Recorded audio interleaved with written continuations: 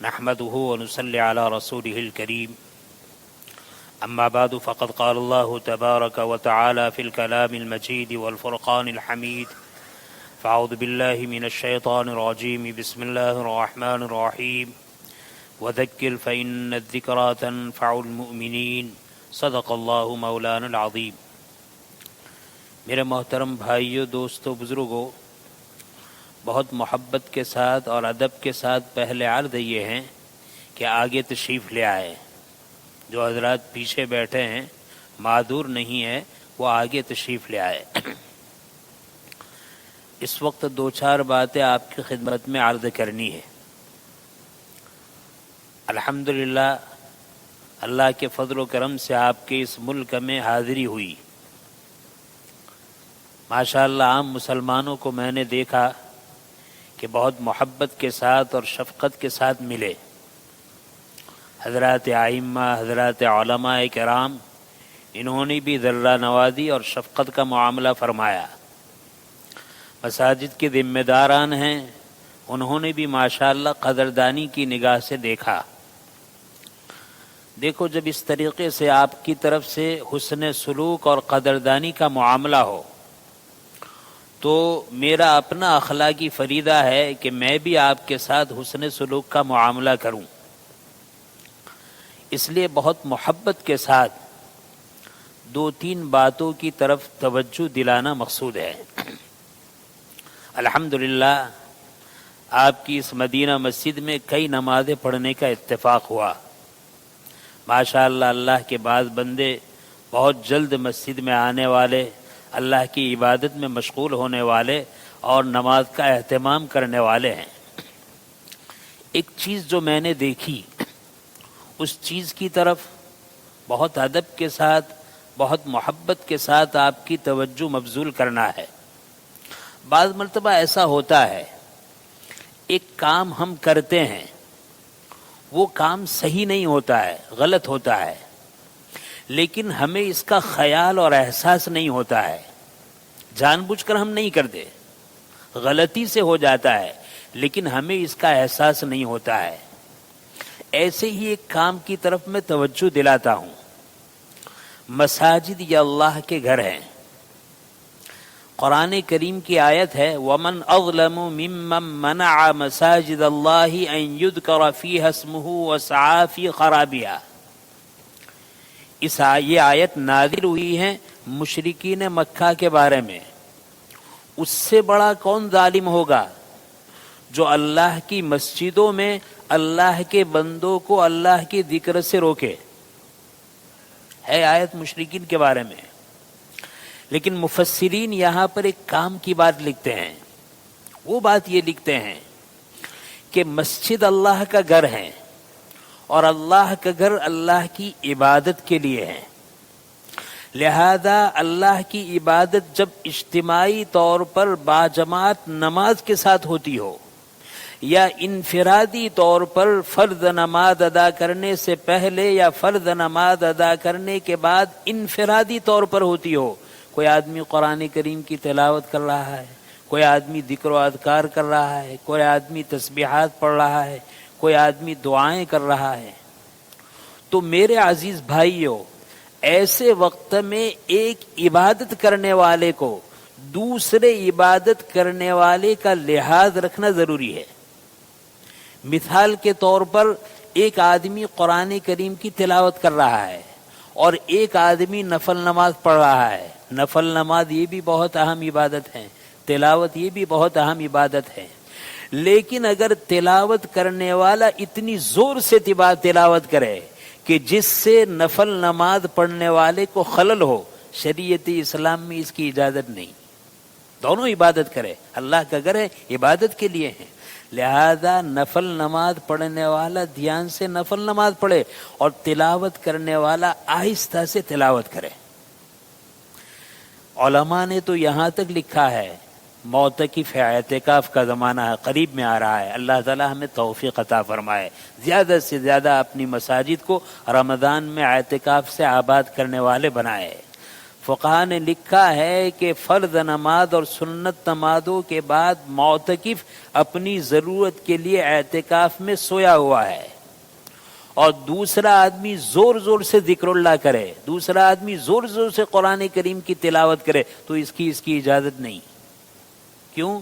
معتکف کا آرام کے وقت میں سونا یہ بھی عبادت ہے، اور تلاوت کرنے والے کا تلاوت کرنا یہ بھی عبادت ہے۔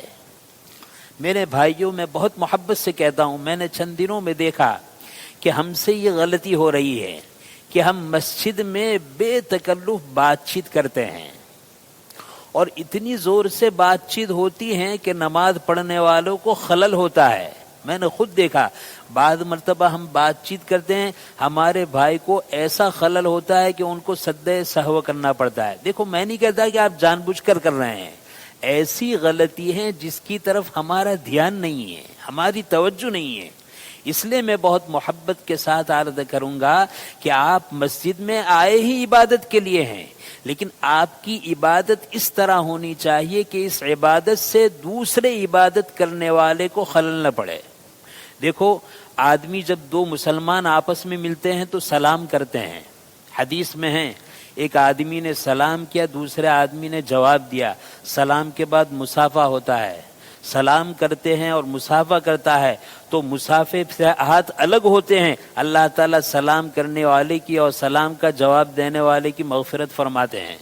لیکن علماء نے لکھا ہے مسجد میں آدمی انفرادی عبادت میں مشغول ہیں، کوئی سنت پڑھ رہا ہے، کوئی نفل پڑھ رہا ہے، تو کوئی تلاوت کر رہا ہے، تو اب نئے آنے والے کو اس کی اجازت نہیں ہے کہ زور سے سلام کرے، نماز پڑھ زور سے قرآن کریم کی تلاوت کی اجازت نہیں، زور سے ذکر کی اجازت نہیں، زور سے سلام کرنے کی اجازت نہیں۔ میرے بھائی، کس طرح جائز ہوگا کہ مسجد میں اللہ کے بندے عبادت میں مشغول ہے اور ہم بات کریں؟ اس کا بہت زیادہ لحاظ رکھنا ہے، بات کرنے سے بچے۔ سلف میں سے ایک بزرگ کا یہ مقولہ ہے کہ آدمی مسجد میں بات کرتا ہے۔ دیکھو، ایک بات یہ بھی یاد رکھو، شیطان پہلے سیدھی دنیاوی بات نہیں کراتا، پہلے دینی بات کراتا ہے، سلام کراتا ہے، خیر خیریت پوچھتا ہے، پھر دنیاوی بات میں مشغول ہوتا ہے۔ آدمی اگر مسجد میں دنیاوی بات سے بچنا چاہے تو دینی بات سے بھی بچے۔ بس یہاں تو عبادت، اس کے علاوہ کوئی کام نہیں ہونا چاہیے، عبادت کے علاوہ کوئی کام نہیں ہونا چاہیے۔ تو میں یہ عرض کر رہا تھا کہ مسجد میں آتے ہوئے اس طریقے سے اپنے آپ کو رکھے کہ ہمارے کسی عمل سے، ہماری بات چیت سے کسی کو تکلیف نہ پہنچے۔ اسی لیے میں کہہ رہا تھا، سلف میں سے ایک بزرگ کا قول ہے کہ جب دو مسلمان مسجد میں بات چیت شروع کرتے ہیں تو ایک فرشتہ آ کر کہتا ہے کہ اے اللہ کے ولی خاموش رہ جا، اللہ تجھ پر رحم فرمائے۔ اگر وہ خاموش رہ جاتا ہے تو گویا کہ فرشتے کی دعا اس کو لگ گئی، لیکن اگر وہ خاموش نہیں رہتا ہے، بات کرتا چلا جاتا ہے تو پھر فرشتہ دوسری مرتبہ کہتا ہے اے اللہ کے دوست خاموش رہ جا، اللہ تجھ پر رحم فرمائے۔ پہلی مرتبہ کہا کہ اللہ کے ولی خاموش رہ جا، وہ خاموش نہیں رہتا، اب کہتا ہے اللہ کے دوست خاموش رہ جا، اللہ تجھ پر رحم فرمائے۔ اس کے بعد بھی اگر خاموش نہیں رہتا، بات چیت کرتا رہتا ہے، تو تیسری مرتبہ فرشتہ کہتا ہے اسکت یا عدو اللہ لعنت اللہ علیہ، اے اللہ کے دشمن خاموش رہ جا، اللہ کی تجھ پر لعنت ہو۔ دیکھو کتنا بڑا مسئلہ ہے، کتنا اہم مسئلہ ہے۔ اللہ کا فرشتہ کہہ رہا ہے کہ اللہ کے دشمن اللہ کی مسجد میں آیا ہے، اللہ کی عبادت کے لیے آیا ہے، ہماری بات چیت کی وجہ سے وہ عبادت کرنے والا عابد اللہ کا دشمن بن رہا ہے۔ لہذا بہت محبت سے عرض کروں گا، مسجد میں جیسے ہی داخل ہو، میں تو کہتا ہوں سلام کلام بھی چھوڑ دو، سلام کلام کی بھی کرنے کی ضرورت نہیں۔ ہاں، یہ ہے مسئلہ، آپ تنہا مسجد میں آئے سلام کرے، اللہ کی مخلوق فرشتے ہیں، وہ سلام کا جواب دیں گے، لیکن لوگ عبادت میں مشغول ہے اور عبادت میں مشغول ہونے کی وجہ سے آپ زور سے سلام کرے تو لوگوں کو خلل ہوگا، اس کی اجازت نہیں۔ بہت محبت سے عرض ہے، بات کرنے سے اپنے آپ کو بہت بچائے، اور اس بات کا خیال رکھے کہ مشرکین کو اس سے منع کا فرمایا گیا کہ کون اس سے بڑا ظالم ہے جو اللہ کے گھر میں اللہ کے ذکر سے روکے۔ ہم جو بات چیت کرتے ہیں یہ اللہ کے گھر میں اللہ کے بندوں کو اللہ کے ذکر سے روکنا ہے، یہ پہلی بات ہے۔ دوسری بات میرے بھائی یہ ہیں، میں اس کے حلال پر کہہ رہا تھا، آج کے ہماری دنیا میں عالم میں سودی نظام بہت تیزی سے پھیل رہا ہے اور سودی کمائی یہ سراسر حرام ہے. قرآن کریم خود اس کے بارے میں کہہ رہا ہے حل اللہ البیع وحرم الربا. قرآن کریم نے فرمایا کہ اللہ تعالیٰ بیع و شراء کو خرید و فروخت کو حلال کر رہا ہے اور ربا کو سود کو حرام کر رہا ہے. اسی لیے قرآن نے فرمایا یا ایھا الذین آمنوا اتقوا اللہ وذروا ما بقی من الربا ان کنتم مؤمنین فإن لم تفعلوا فاذنوا بحرب من اللہ. اے ایمان والو اللہ سے ڈرو, ما بقیہ سودی کاروبار کو چھوڑو اگر تم مومن ہو, اور اگر تم نے سودی کاروبار کو نہیں چھوڑا فَإِن لَمْ تَفْعَلُوا فَأَذَنُوا بِحَرْبٍ مِّنَ اللہ, اللہ کے ساتھ تمہارے لیے اعلان جنگ ہے. اللہ تعالیٰ اعلان جنگ کر رہا ہے سودی کھانے والوں کے لیے. ہمیں اس معاشرے میں سودی کاروبار سے, سودی لین سے بے انتہا بچنا ہے. کتنا بچنا ہے؟ بعد حضرت ابن عباس رضی اللہ تعالی عنہما فرماتے ہیں کہ اگر ہمارا کوئی بھائی سودی کاروبار کرتا ہے, سودی کھاتا ہے, تو اس کو مجبور کیا جائے کہ وہ کھانے سے بچ جائے, اور اگر اس کے بعد بھی وہ نہیں چھوڑتا تو اس کی گردن کو مار دیا جائے, اس کو قتل کر دیا جائے. اسی لیے حضرت عمر رضی اللہ تعالیٰ عنہ بازاروں میں درے لے کر گھومتے تھے اور فرماتے تھے کہ ہمارے بازار میں وہی کاروبار کرے گا جو مسائل سے واقف ہیں, جو مسائل سے واقف نہیں وہ کاروبار نہیں کرے گا, ورنہ تو وہ سود کے اندر مبتلا ہو جائے گا. حضرت علی رضی اللہ تعالیٰ عنہ فرماتے ہیں اے لوگوں, کاروبار کرنے سے پہلے سود کے مسائل کو سیکھو. اگر سود کے مسائل سے واقفیت نہیں ہوئی اور آپ نے تجارت کی, کاروبار کیا, تو آپ سود میں گریں گے ضرور گریں گے. کتنا بڑا عذاب ہے. نبی کریم صلی اللہ علیہ وسلم فرماتے ہیں, غالباً مسند احمد ابن حنبل کی روایت, نبی کریم صلی اللہ علیہ وسلم فرماتے ہیں میرا گزر شب معراج میں ہوا, آسمانوں کی سیر میں نے سیر کی, آسمانوں کا سفر کیا تو میرا ایک قوم پر گزر ہوا. اس قوم میں ایک قوم کو دیکھا کہ اس قوم کے آدمیوں کے پیٹ بہت بڑھے ہوئے ہیں اور آگے نکلے ہوئے ہیں. اور کتنے بڑے ہیں پیٹ؟ اتنے بڑے ہیں ایک ایک مکان کے برابر ایک ایک آدمی کا پیٹ ہے. پھر اس کے بعد وہ ایک میدان میں بیٹھے ہوئے ہیں اور اس میدان سے فرعونیوں کا گروہ جا رہا ہے جہنم کی طرف. وہ فرعونی لشکر تھا جس کو اللہ نے تباہ و برباد کیا. اللہ نے یہ نظام بنایا ہے کہ دن میں 2 مرتبہ صبح اور شام ان کو اپنی جگہ سے جہنم کی طرف لایا جاتا ہے عذاب دینے کے لیے. تو ان کے آنے جانے کا جو راستہ ہے یہ لوگ وہاں بیٹھے ہوئے ہیں, ان کو پتا چلتا ہے کہ فرعونی گروہ آ رہا ہے. یہ فرعونی گروہ کیسا ہے؟ اللہ کے عذاب سے ایسا ڈرا ہوا ہے جیسے بدکے ہوئے بھڑکے ہوئے اونٹ. جب بھڑکا ہوا اونٹ چلتا ہے تو اس کو پتا نہیں چلتا ہے کہ راستے میں کون ہے, وہ بے تحاشا دوڑتا ہے, سامنے کوئی بھی آتا ہے اس کو کچل دیتا ہے. جب اس فرعون گروہ کی آمد ہوتی ہے, وہ جو جہنم کی طرف لائے جاتے ہیں, تو اس وقت یہ جو پڑے ہوئے لوگ ہیں بڑے بڑے پیٹ والے, ان کو آہٹ محسوس ہوتی ہے کہ فرعونی لشکر آ رہا ہے, تو وہ اٹھنا چاہتے ہیں, راستے سے ہٹنا چاہتے ہیں, لیکن پیٹ کے بڑے ہونے کی وجہ سے ہٹ نہیں پاتے ہیں. یہاں تک کہ وہ فرعونی گروہ بدکے ہوئے اونٹ کی طرح آتا ہے, ان کو کچلتا ہوا جاتا ہے, جہنم میں ان کو عذاب دیا جاتا ہے, پھر لوٹتا ہے اور آتے ہوئے ان کو کچلتا ہے. نبی کریم صلی اللہ علیہ وسلم ارشاد فرما رہے, میں نے پوچھا کہ فرشتوں بتاؤ یہ کون ہے؟ کہا کہ اے اللہ کے رسول, یہ وہ لوگ ہیں جو دنیا میں سود کھایا کرتے تھے, آج ان کے لیے عذاب ہے, قیامت تک کے قائم ہونے تک ان کے لیے عذاب رہے گا. اصفہانی نے نبی کریم صلی اللہ علیہ وسلم کا ارشاد غالباً حضرت ابو سعید خدری رضی اللہ تعالیٰ عنہ سے نقل فرمایا ہے. حضرت ابو سعید خدری رضی اللہ تعالیٰ عنہ فرماتے ہیں نبی کریم صلی اللہ علیہ وسلم نے ارشاد فرمایا کہ میں نے معراج کی سفر کی, 7ویں آسمان پر پہنچا, میں نے دیکھا کہ کڑک اور بجلی کی آواز ہے, میرا ایک قوم پر سے گزر ہوا. اس قوم کو میں نے دیکھا کہ اس قوم کے پیٹ بڑے بڑے مٹکوں کی طرح پھلے ہوئے ہیں اور ان کے پیٹ میں سانپ چل رہے ہیں, اور پیٹ اتنے صاف ہیں کہ مٹکے کی طرح بڑے ہونے کے باوجود اس کے پیٹ میں جو سانپ چل رہے ہیں وہ سانپ باہر سے نظر آ رہے ہیں. میں ڈر گیا کہ آخر یہ کون سے پاپی ہوں گے, کون سے گنہگار ہوں گے کہ جن کے پیٹ مٹکے اور گھڑے کی طرح ہے اور ان کے پیٹ میں سانپ چل رہے ہیں. میں نے فرشتوں سے پوچھا بتاؤ یہ کون لوگ ہیں؟ فرشتوں نے عرض کیا اے اللہ کے رسول یہ وہ لوگ ہیں جو سودی کاروبار کرتے تھے, سود کھایا کرتے تھے اور سود سے بچتے نہیں رہے. نبی کریم صلی اللہ علیہ وسلم کا ارشاد ہے زنا بے انتہا بڑا گناہ ہے. جس قوم میں زنا کاری عام ہوتی ہے اس قوم سے اللہ تعالی رزق کی برکت کو اٹھا لیتے ہیں, چین سکون راحت ختم ہو جاتی ہے, چہرے کی تابانی اور رونق ختم ہو جاتی ہے. نبی کریم صلی اللہ علیہ وسلم ارشاد فرماتے ہیں جس آدمی کو معلوم ہے کہ یہ 1 درہم سود کا ہے اور معلوم ہونے کے باوجود جان بوجھ کر 1 درہم سود کا کھاتا ہے, اللہ کی بارگاہ میں یہ ایسا ناپسندیدہ شخص ہے اور اس کا عمل اتنا برا ہے گویا کہ 36 مرتبہ اس نے زنا کیا. 36 مرتبہ زنا کرنا جتنا سخت ہے, بارگاہ خداوندی میں جان بوجھ کر سود کا 1 درہم کھانا اس سے زیادہ برا ہے.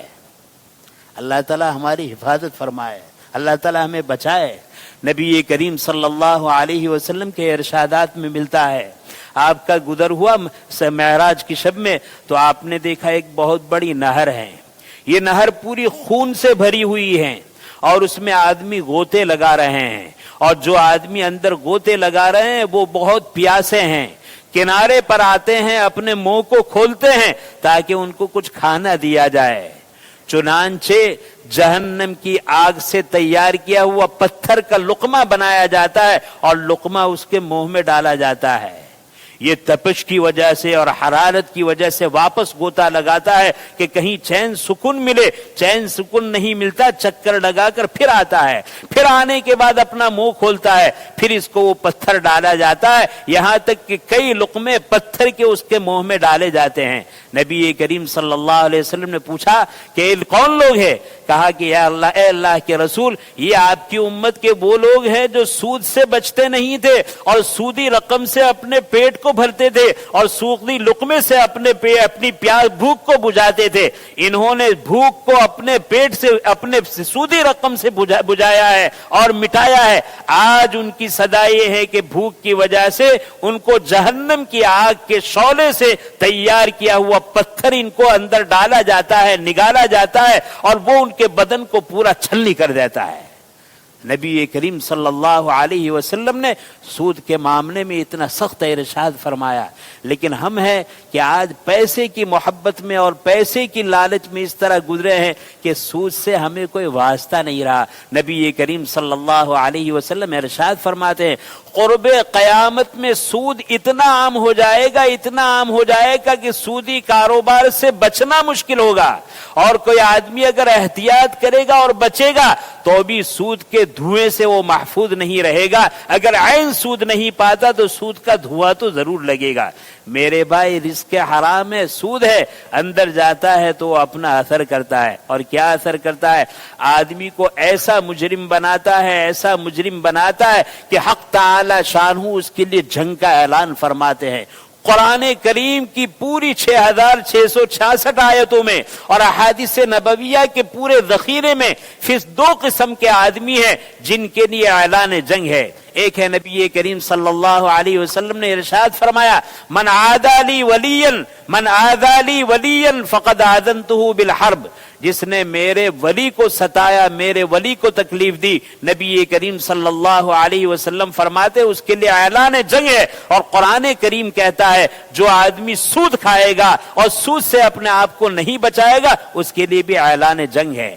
جب سود کا معاملہ آتا ہے تو شیطان آ کر کہتا ہے سود تو وہ ہے کسی کو ہم نے $10 دیے اور لینے کا وقت آیا $12 لیے, یہ سود ہے, یہ بھی سود ہے. لیکن خالی سود اس پر منحصر نہیں ہے.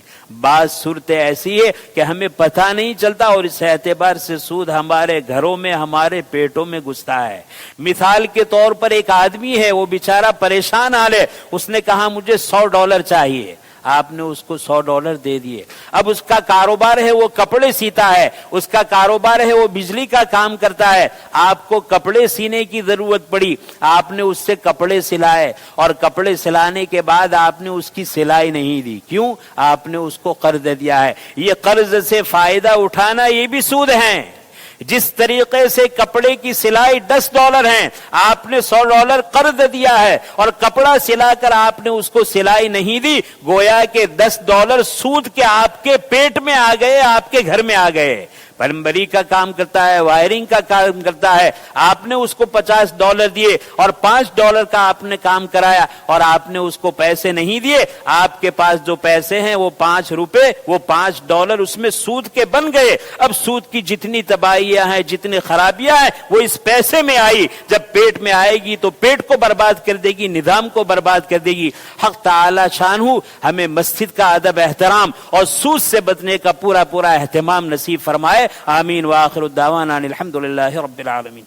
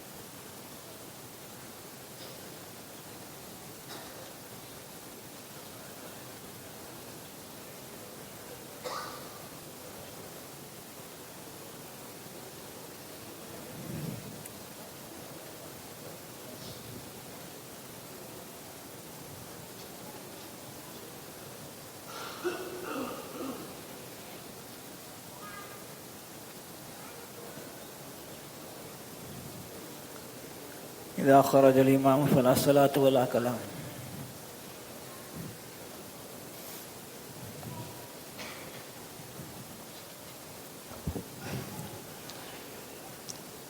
الله أكبر الله أكبر الله أكبر الله أكبر. أشهد أن لا إله إلا الله أشهد أن لا إله إلا الله أشهد أن محمدا رسول الله أشهد أن محمدا رسول الله. حي على الصلاة حي على الصلاة حي على الفلاح حي على الفلاح. الله أكبر الله أكبر لا إله إلا الله. إن الحمد لله الذي قرب علينا خير الزمان وعاد لنا سيد الشهور رمضان. أشهد أن لا إله إلا الله وحده لا شريك له وأشهد أن سيدنا ومولانا محمدا عبده ورسوله صلى الله تعالى عليه وعلى آله وأصحابه ومن تبعهم بإحسان إلى يوم الدين. أما بعد فيا معشر الإخوان، قد أظلنا شهر رمضان الذي روي فيه عن سلمان رضي الله تعالى عنه قال: خطب لنا رسول الله صلى الله عليه وسلم في آخر يوم من شعبان فقال صلى الله عليه وسلم: أيها الناس، قد ظلكم شهر عظيم، شهر مبارك، شهر فيه ليلة خير من 1000 شهر، شهر جعل الله صيامه فريضة وقيام ليله تطوعا. من تقرب فيه بخصلة من الخير كان كمن أدى فريضة فيما سواه، ومن أدى فيه فريضة كان كمن أدى 70 فريضة فيما سواه. وهو شهر الصبر، والصبر ثوابه الجنة، وشهر المواساة، وشهر يزاد فيه رزق المؤمن. من فطر فيه صائما كان له مغفرة لذنوبه وعتق رقبته من النار، أو كما قال عليه الصلاة والسلام. وقال الله تعالى عز وجل: شهر رمضان الذي أنزل فيه القرآن هدى للناس وبينات من الهدى والفرقان فمن شهد منكم الشهر فليصم. فصدق الله العظيم وصدق رسوله النبي الأمي الهاشمي الكريم، ونحن على ذلك لمن الشاهدين والشاكرين، والحمد لله رب العالمين.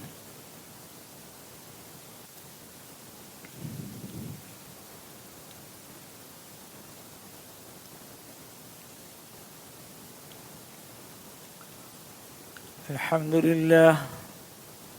لله نحمده ونستعينه ونستغفره ونؤمن به ونتوكل عليه، ونعوذ بالله من شرور أنفسنا ومن سيئات أعمالنا.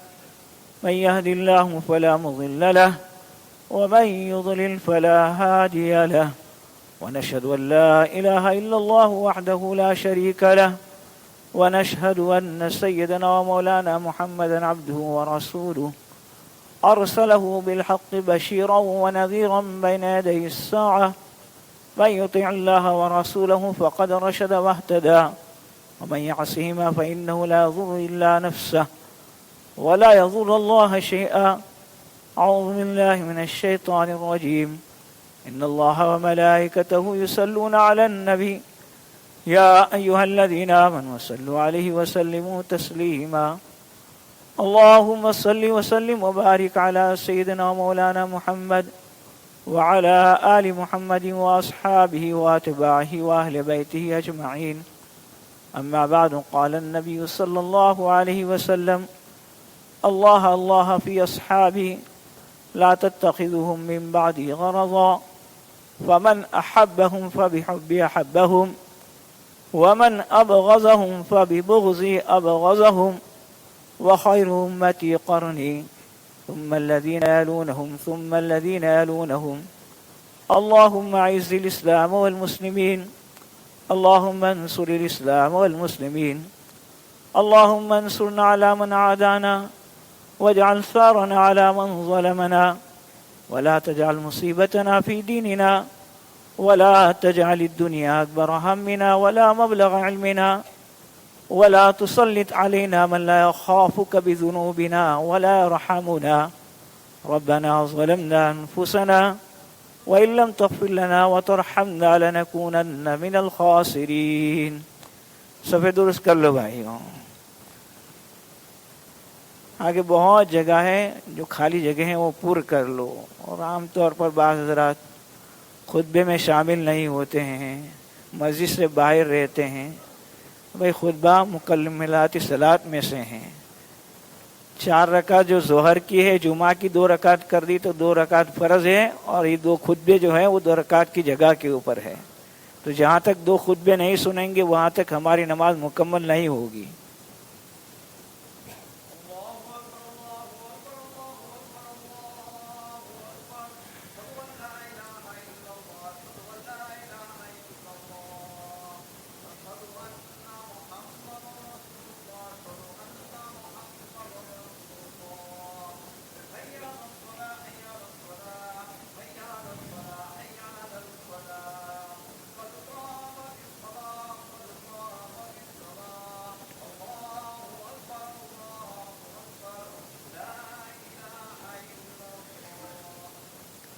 سووا صفوفکم واعتدلوا علیکم بالسکون والوقار. سکون اطمینان کے ساتھ صفحے درست کر لو, نماز شروع ہو رہی ہے. اللہ اکبر.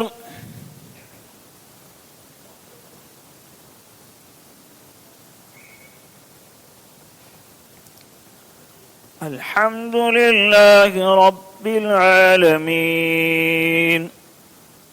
الرحمن الرحیم مالک یوم الدین إياك نعبد وإياك نستعين اهدنا الصراط المستقيم صراط الذين أنعمت عليهم غير المغضوب عليهم ولا الضالين.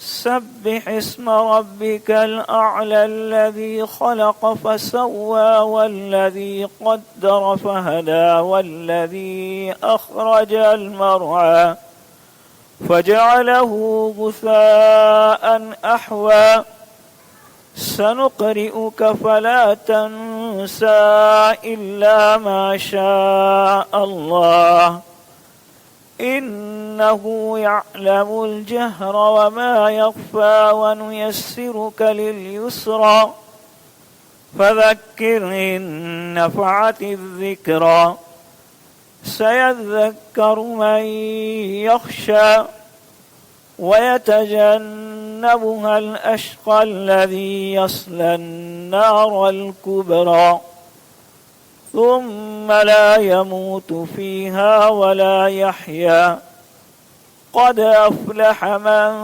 تزكى وذكر اسم ربه فصلى بل تؤثرون الحياة الدنيا والآخرة خير وأبقى إن هذا لفي الصحف الأولى صحف إبراهيم وموسى. الله أكبر.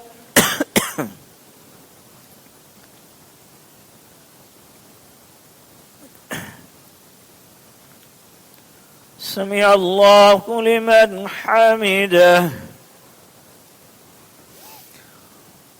الله أكبر.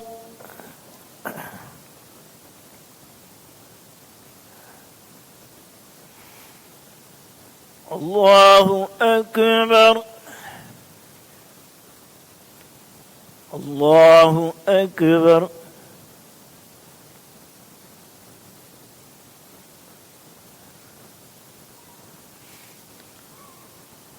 الله أكبر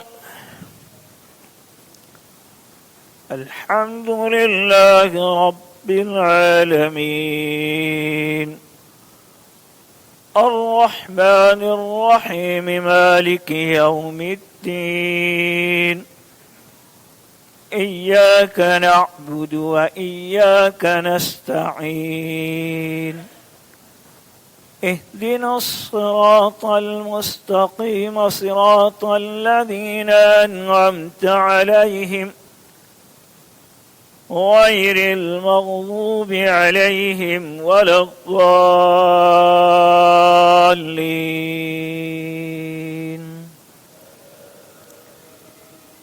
والتين والزيتون وطور سينين وهذا البلد الأمين لقد خلقنا الإنسان في أحسن تقويم ثم رددناه أسفل سافلين إلا الذين آمنوا وعملوا الصالحات فلهم أجر غير ممنون فما يكذبك بعد بالدين أليس الله بأحكم الحاكمين الله أكبر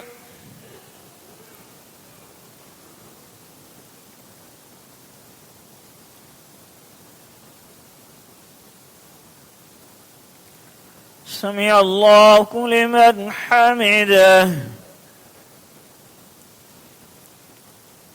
الله أكبر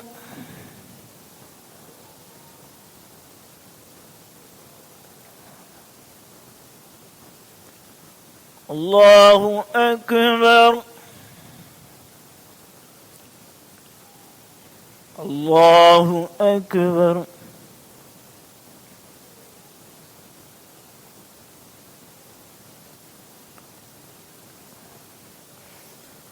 الله أكبر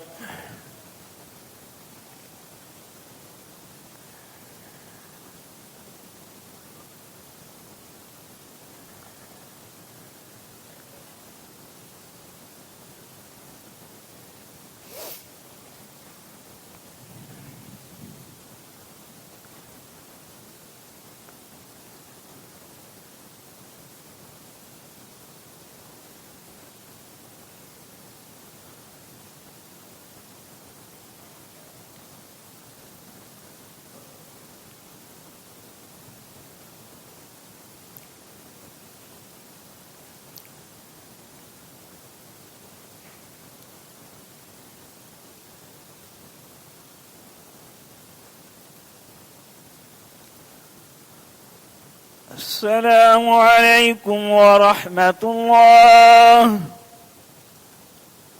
السلام عليكم ورحمة الله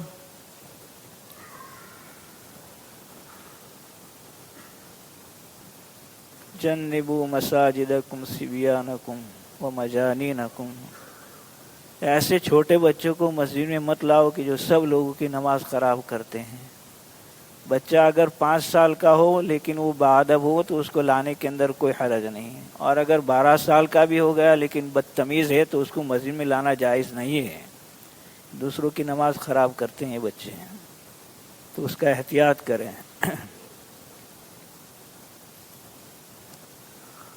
اللهم لا احصي ثناء عليك انت كما اثنيت على نفسك رب ارحمهما كما ربياني صغيرا ربنا اغفر لي ولوالدي وللمؤمنين يوم يقوم الحساب.